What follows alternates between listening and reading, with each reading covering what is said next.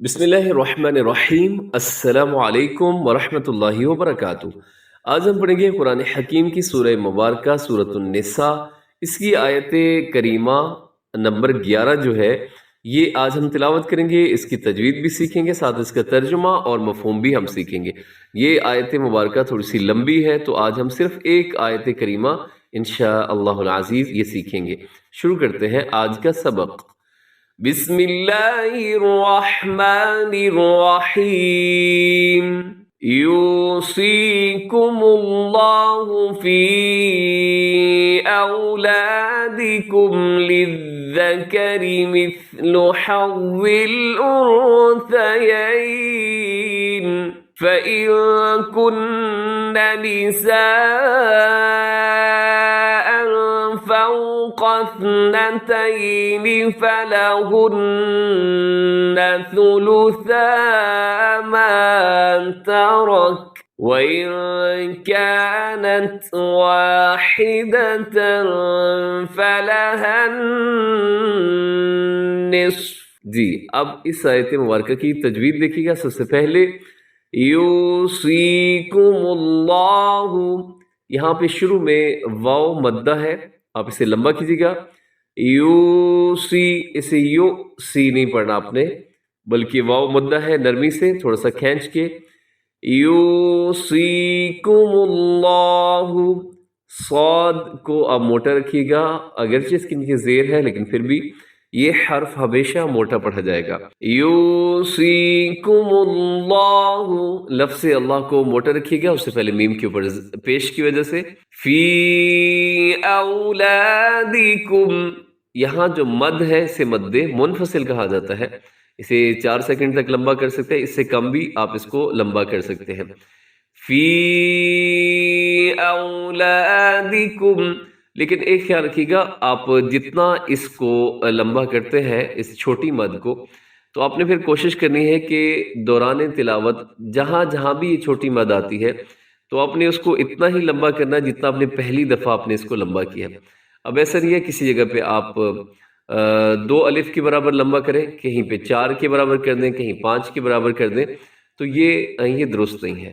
جو مقدار آپ نے شروع میں رکھنی ہے وہ آخر تک وہی مقدار رہنی چاہیے۔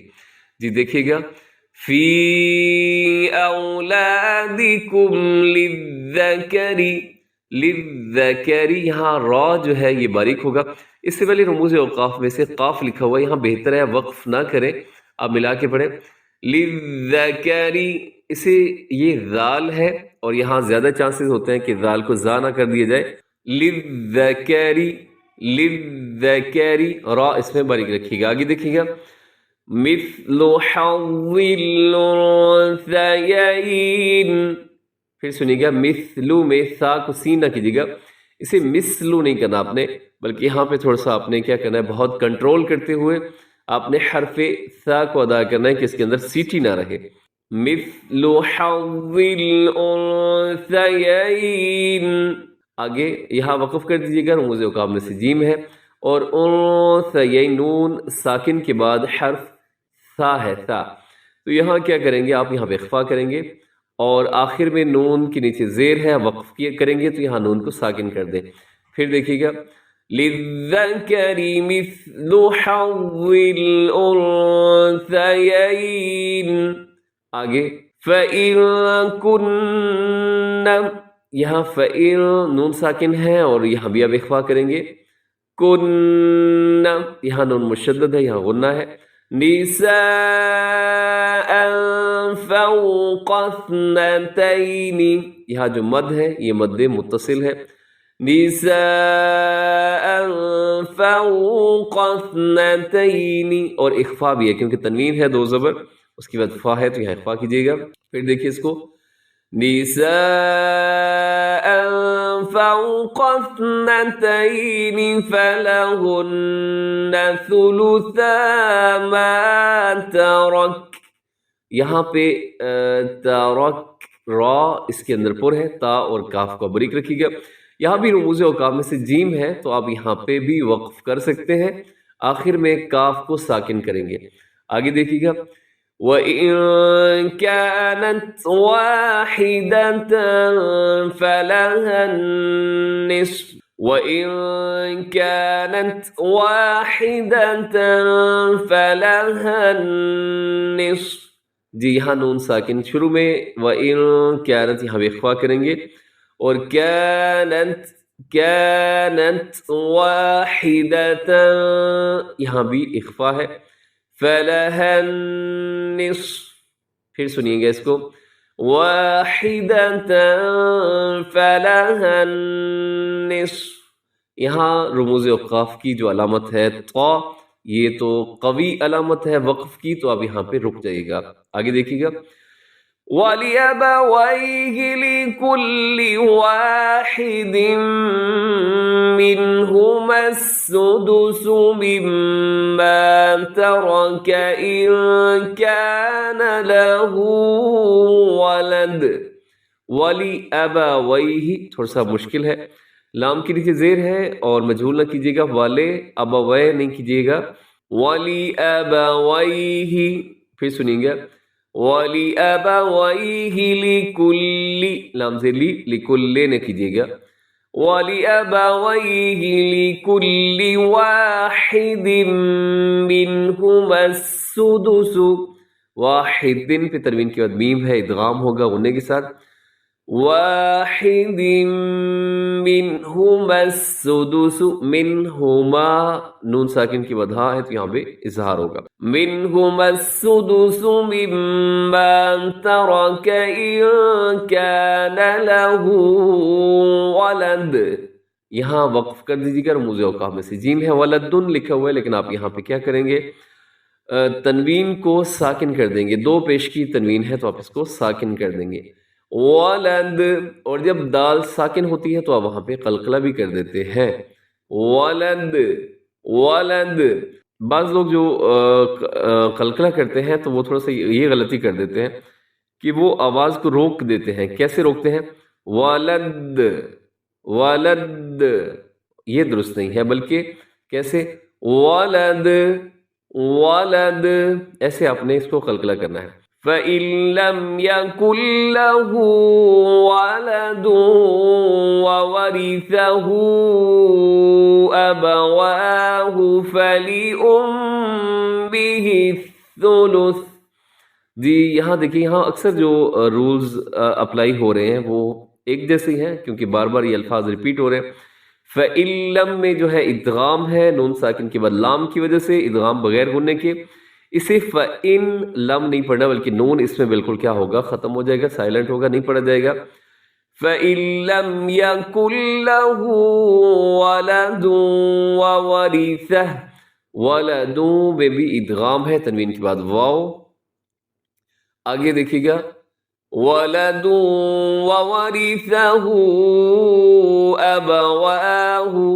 یہاں جو مد ہے یہ مد منفصل، وہی چھوٹی مد ہے جو سٹارٹ میں آئی تھی، وَلَدٌ وَوَرِثَهُ أَبَوَاهُ فَلِأُمِّهِ الثُّلُثُ. فَلِأُمِّهِ یہاں بھی مشدد ہے تو یہاں بھی غنہ ہوگا، ثلث لکھا ہوا ہے، لیکن ہم تو وقف کریں گے. یہاں پہ رموز اوقاف میں سے جیم ہے، تو جب وقف کریں گے تو سا کو ساکن کر دیں گے. آگے دیکھیے گا، فَإِن كَانَ لَهُ إِخْوَةٌ فَلِأُمِّهِ السُّدُسُ مِن بَعْدِ وَصِيَّةٍ يُوصِي بِهَا أَوْ دَيْنٍ. جی یہاں فَإِن كَانَ میں اخفا ہے، لہو اخوۃ، یہاں بھی تنوین کے بعد فا ہے تو یہاں بھی اخفا کریں گے. فَلِأُمِّهِ السُّدُسُ مِن بَعْدِ، یہاں نون ساکن کے بعد با ہے، یہاں اقلاب ہو رہا ہے، مِن بَعْدِ وَصِيَّةٍ يُوصِي بِهَا أَوْ دَيْنٍ. او دین، لیکن وقف کریں گے تو او دین، آخر میں نون کو ساکن کر دیں گے. آگے دیکھیے گا، آباؤکم وابناؤکم أباؤكم لا تدرون أيهم أقرب لكم نفعا. جی آباؤکم مد متصل ہے یہاں پہ بھی، اور نیکسٹ ورڈ ہے وَأَب میں با قلقلہ ہے، لیکن اس کے اوپر جو مد ہے وہ بھی مد متصل واجب، لمبا ضرور کیجیے گا 4 سیکنڈ تک. لا تدرون دال قلقلہ، ایہم اقرب لکم نفعا، اقرب قاف بھی موٹا، را بھی موٹا ہے، اس کے اوپر زبر ہے. لکم نفعا یہاں وقف کر دی گیا، تنوین ہے 2 زبر کی تو الف کی طرح پڑھی جائے گی. آگے فریضۃ من اللہ، یہاں تنوین ہے فریضۃ میں، تنوین کے بعد میم ادغام ہے. لفظ اللہ کو پر پڑھیے گا، فریضۃ من اللہ ان اللہ کان علیما حکیما. ان اللہ نون مشدد پہ غنہ کیجیے گا، لفظ اللہ پر رکھیے گا، علیمن پہ اظہار حلقی، علیمن حکیما، کیونکہ تنوین کے بعد ہا حروف حلقی میں سے. تو یہ آیت مبارکہ ہے جی، آیت نمبر 11. اب اس کا ترجمہ دیکھیے گا، یوصیکم تمہیں وصیت کرتا ہے اللہ فی اولادکم تمہاری اولاد میں، للذکر مثل حظ الانثیین کہ للذکری مرد کے لیے ہے، مثل مانند برابر، حظ الانثیین 2 عورتوں کے برابر حصہ ہے. فَإِن پھر اگر کنہ ہو نساء عورتیں، فوق زیادہ، اثنتین 2، فلہن تو ان کے لیے ہے ثلثا 2/3 ما ترک جو چھوڑا یعنی ترکے میں سے. وَإِن اور اگر کانت ہو واحدتاً ایک، فلہا تو اس کے لیے ہے النصف نصف حصہ ہے. وَلِأَبَوَيْهِ اور ماں باپ کے لیے، لِكُلِّ وَاحِدٍ ہر ایک کے لیے، مِنْهُمَا ان دونوں میں سے، السُّدُسُ چھٹا حصہ، مما اس سے جو ترکا چھوڑا، ان کانا اگر ہو، لہو ولدن اس کی اولاد، فَإِن پھر اگر لم یکن نہ ہو، لہو ولدن اس کی اولاد، وَوَرِثَهُ اور اس کے وارث ہوں، ابواہ ماں باپ، فَلِأُمِّهِ تو اس کی ماں کا حصہ کتنا ہوگا، الثلث 1/3. فَإِن پھر اگر کان لہو اس کے ہوں، اخوتن کئی بہن بھائی، فَلِأُمِّهِ تو اس کی ماں کا ہے السدس چھٹا حصہ، من بعد اس کے وصیت وصیت کے، یوصی بہا اس کی وصیت کی ہو، او یا دین یا قرض، آباؤکم تمہارے باپ، و ابناؤکم اور تمہارے بیٹے، لا تدرون تم کو نہیں معلوم، ایہم ان میں سے کون، اقرب لکم نزدیک تر تمہارے لیے، نفع فریضۃ حصہ مقرر کیا ہوا، من اللہ اللہ کا، ان اللہ کان علیما حکیما بے شک اللہ تعالیٰ جاننے والا ہے، حکمت والا ہے. جی یہ آیت مبارکہ ہے، اور قربان جائیں ہم اللہ رب العزت کی حکمتوں پر کہ کیسے اللہ تعالیٰ نے ایک آیت مبارکہ کے اندر کتنے حصے جو ہیں ترکے کی، کیسے بہترین انداز میں جو تقسیم ہے اس کا ذکر کر دیا ہے اللہ رب العزت نے. یہ تھوڑا سا آپ کو سننے میں ہو سکتا ہے مشکل لگ رہا ہو، ہمارے جو حافظ صاحبان ہوتے ہیں ان کے لیے بھی یہ جو رکوع ہوتا ہے یہ خاصا مشکل ہوتا ہے، کیونکہ اس کے اندر الفاظ بہت زیادہ ملتے جلتے ہوتے ہیں، تو اس لیے وہ بھی، لیکن اگر تھوڑا سا ترجمہ سے واقفیت ہوتی ہے تو پھر یہ رکوع جو ہے وہ نسبتاً کچھ آسان لگتا ہے حافظ صاحبان کے لیے. ٹھیک ہے جی. تو اس میں اللہ رب العزت نے ترکے کا حکم دیا ہے کہ آپ نے جو وراثت ہے، جو ترکہ ہے، جب کوئی آدمی دنیا سے رخصت ہو جاتا ہے تو اس کے ترکے کو آپ نے کیسے تقسیم کرنا ہوتا ہے، کس کا کتنا حصہ بنتا ہے.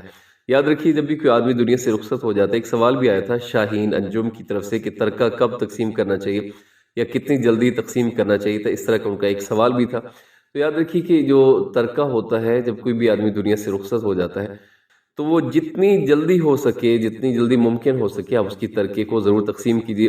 عام طور پہ لوگ کیا کرتے ہیں کہ شروع میں اس کو تقسیم نہیں کرتے، اور پھر جب اس کے اوپر تھوڑا سا ٹائم گزر جاتا ہے تو پھر لڑ جھگڑ کے پھر بعد میں تقسیمیں ہو رہی ہوتی ہیں. تو اگر یہ کام شروع میں کر لیا جائے تو یہ کام میرے خیال میں احسن طریقے سے ہو جاتا ہے. اس کی وجہ یہ ہوتی ہے کہ شروع میں تھوڑا سا ایک تو والد صاحب کی جو محبت ہوتی ہے اس کا ایک صدمہ ہوتا ہے، تھوڑا خوف خدا اور یہ سب چیزیں ہوتی ہیں، تو اس وقت تقسیم جو ہوتا ہے وہ معاملہ زیادہ بہتر رہتا ہے، بجائے یہ کہ 2-3 سال کے بعد لڑ جھگڑ کے اپنی زمینیں حصے لیتے رہیں. تو اس کا طریقہ یہ ہوتا ہے کہ شریعت نے جو حصے مقرر کر رکھے ہیں وہ آپ ان کو پورا پورا حصہ سب کو دے دیں۔ اور سب سے پہلے جو ہے جب کوئی آدمی دنیا سے رخصت ہو جائے تو آپ دیکھیں اس کے ذمہ قرض کتنا ہے۔ اگر اس کی ترکہ سارا ہی قرض کی مد میں سارا مال چلا جائے تو کوئی ٹینشن کی بات نہیں ہے، بلکہ سارے کا سارا اس کے قرض کی ادائیگی میں ہی دے دیا جائے، بھلے باقیوں کے لیے کچھ نہ بچے تو کوئی مسئلہ نہیں ہے۔ سب سے پہلے اس کا قرض ہے، قرض کے بعد دیکھا جائے گا کہ اس کی وصیت اس نے کیا کر رکھی ہے۔ تو وصیت جو ہے کہ فلاں چیز جو ہے وہ آپ نے میرے اس سے بنانی ہے مال سے، تو وہ بھی اس کے تہائی مال پر اس کی وصیت لاگو ہوگی، سارے مال پر لاگو نہیں ہوگی۔ یعنی ایسا نہیں ہے کہ کوئی شخص کہے میں جتنا بھی مال چھوڑ کے جاؤں وہ سارے کے سارا مسجد میں مدرسہ میں، تو ایسا نہیں ہوگا، بلکہ اس کے جو ترکہ ہے اس میں ایک جو تہائی ہے وہاں پر اس کی وصیت لاگو ہوگی۔ اور باقی پھر اس آیت مبارکہ کو آپ 2-3 دفعہ آپ اس کو پڑھیے گا اگر آپ اس چیز کو سمجھنا چاہتے ہیں، اس کے ترجمے پر خاص طور پہ فوکس کیجیے گا، تو انشاءاللہ العزیز آپ کو سمجھ آ جائے گی کہ کس کا کتنا حصہ بنتا ہے، ماں کا کتنا حصہ ہے، باپ کا کتنا حصہ ہے، اولاد کی صورت میں کتنا ہے، والدین موجود ہیں، حیات ہے اس صورت میں کتنا حصہ ہے۔ تو یہ ساری اللہ رب العزت نے اس آیت مبارکہ کے اندر تفسیر بتائی ہے، اور کچھ نیکسٹ آیت کے اندر بھی اللہ تعالیٰ نے بیان کی ہے۔ تو امید ہے جی آپ کو سمجھ آ گئی ہوگی، تھوڑا سا سبق ذرا لمبا ہو گیا ہے، تو باقی انشاءاللہ کل دعاؤں میں یاد رکھیے، ہمیشہ سلامت رہیں، خوش رہیں۔ السلام علیکم ورحمۃ اللہ وبرکاتہ۔